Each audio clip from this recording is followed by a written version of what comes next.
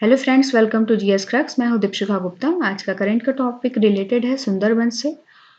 Recently geological survey of India ने publish किया है कि the Indian Sundarbans home to 428 species of birds. और ये इंपॉर्टेंट है यूपीएससी जीएस प्रीलिम्स और जीएस पेपर थर्ड के लिए। तो सुंदरबंस के बारे में पहले हम थोड़ा आइडिया ले लेते हैं, थोड़ा देख लेते हैं मैप के थ्रू। ये इंडिया है, यहाँ पे बांग्लादेश सुंदरबंस। ये इंडिया का वेस्ट बंगाल का पार्ट है, वेस्ट बंगाल स्टेट। और यहाँ पे जो है हुगली, इसका जो बांग्लादेश सुंदरबंस का जो एक्सटेंशन है वेस्ट बंगाल के हुगली हुगली रिवर से लेके बांग्लादेश के बालेश्वर रिवर तक इसका एक्सटेंशन है।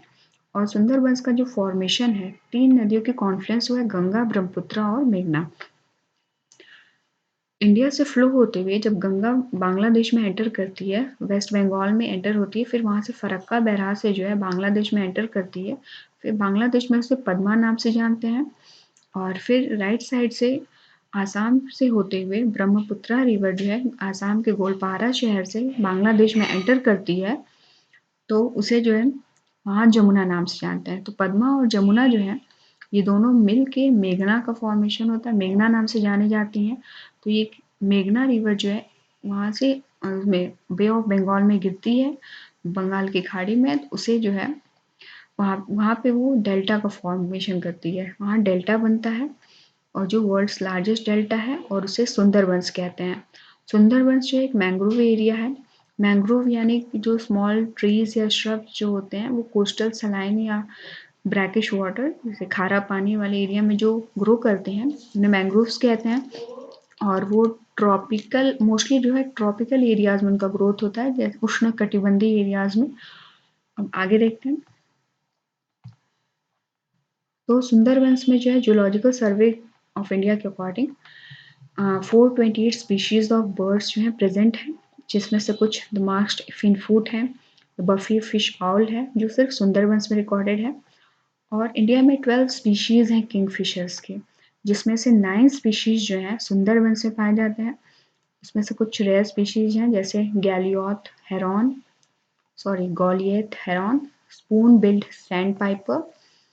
और सुंदरबंस जो है प्रोटेक्टेड एरियाज में भी है, जैसे कि UNESCO world heritage site Sundarban national park, Sundarbans wild life sanctuaries. और सुंदरबंस, इंडियन सुंदरबंस जो है सुंदरबन टाइगर रिजर्व भी इंक्लूड करता है, जिसमें लास्ट सेंसस में 2020 में 96 रॉयल बंगाल टाइगर्स जो हैं पाए गए थे। और ये वर्ल्ड हेरिटेज साइट और रामसर साइट में भी है। रामसर साइट जो है, इसके बारे में थोड़ा देख लेते हैं। ये एक इंटर गवर्नमेंटल ट्रीटी है जो 1971 में शुरू हुआ था। और इसका कन्वेंशन भी पहली बार ईरान के शहर रामसर में हुआ था, इसलिए रामसर साइट से जाना जाता है। ये वेटलैंड्स के लिए होता है, दलदली भूमि के लिए। और इंडिया में 42 रामसर साइट्स हैं। द मास्क्ड फिनफूट, ये पिक्चर में दिया हुआ है। मास्क्ड फिनफूट एक बर्ड है। मास्क्ड फिनफूट को एशियन फिनफूट भी कहते हैं और ये एक्वेटिक बर्ड है, पानी में भी रहती है। और ये eastern Indian subcontinent, Indo China, Malaysia और इंडोनेशिया के फ्रेश एंड ब्रैकिश वेटलैंड्स में पाई जाती है। The buffy fish all, the buffy fish all जो है ये पिक्चर में है, दिया हुआ है। ये इसे मलाय फिश ऑल भी कहते हैं और ये स्ट्रिगिडी फैमिली से बिलोंग करता है। और ये नेटिव है साउथ ईस्ट एशिया का। और ये मोस्टली जो है ट्रॉपिकल फॉरेस्ट एंड वेटलैंड्स में पाए जाते हैं, रहते हैं। और ये वाइडली डिस्ट्रीब्यूटेड है और इनकी पॉपुलेशन स्टेबल है, इनको कोई खतरा नहीं है या रिस्क नहीं है, इसलिए ये IUCN रेड लिस्ट में 2004 से लीस्ट कंसर्न में जो कैटेगरीज होती है IUCN रेड लिस्ट की, उसमें ये लीस्ट कंसर्न कैटेगरी में लिस्टेड है। लीस्ट कंसर्न यानी जिन स्पीशीज़ या एनिमल्स को लोएस्ट रिस्क रहता है, वो उनको मतलब कि वो रिस्क की कैटेगरी में नहीं आते हैं, उनकी पॉपुलेशन वाइड स्प्रेड रहती है, वो अबेंडेंट मतलब पाए जाते हैं, बहुत ज़्यादा पाए जाते हैं, तो लीस्ट कंसर्न में इंक्लूडेड रहते हैं। तो IUCN के बारे में थोड़ा देख लेते हैं। IUCN रेड लिस्ट जो है ये 1964 में फॉर्म्ड हुआ था और इसका हेडक्वार्टर स्विट्ज़रलैंड के ग्लैंड शहर में है। इसका इसका मतलब होता है international union for conservation of nature, इसका फुल फॉर्म है।